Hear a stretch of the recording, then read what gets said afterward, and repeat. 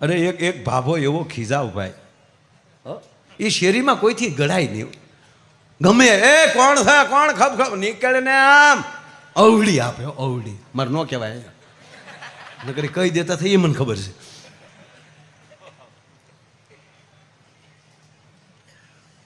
કૂતરું ન ગળે. હવે જો આપણે બધા આપણે ગામડામાં, હું ગામડામાં જ રહું છું, બરોબર ભાઈ. આજે આપણે સંસ્કૃતિ રચવાની એટલે મજા આવે, પણ હું તમને એક દાખલો દઉં. કૂતરું આમ દોડ્યું આવતું હોય, કૂતરું સામેલી દોડ્યું આવતું હોય અને તમે સૂટી લાકડીનો ઘા કરો ભાઈ, તો મને એ કહો, આગલા પગ કૂતરાના ભાંગે પાછલા?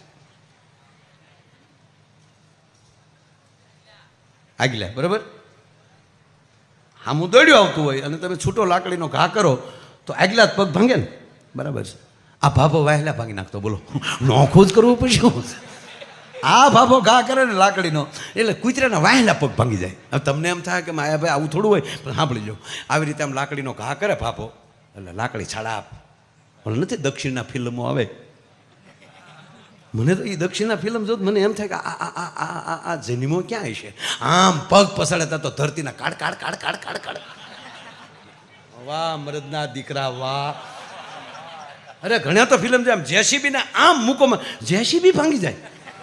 તા મટીરિયલ સમજવું હેનું આપણે. ઓહો છતાં આપણે જોઈ કે નહીં? હાવ ખોટું હોય તેને જોતા હે? આ શોલે ફિલ્મ કેટલાય જોયું?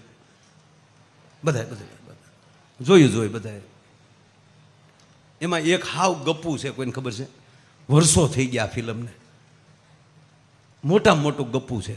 એમાં એક એ મને અને જયાબેન ને બેને જ ખબર છે. આપણે જયાબેન જ કહેવાય ને, અમિતાભભાઈ ઘરના.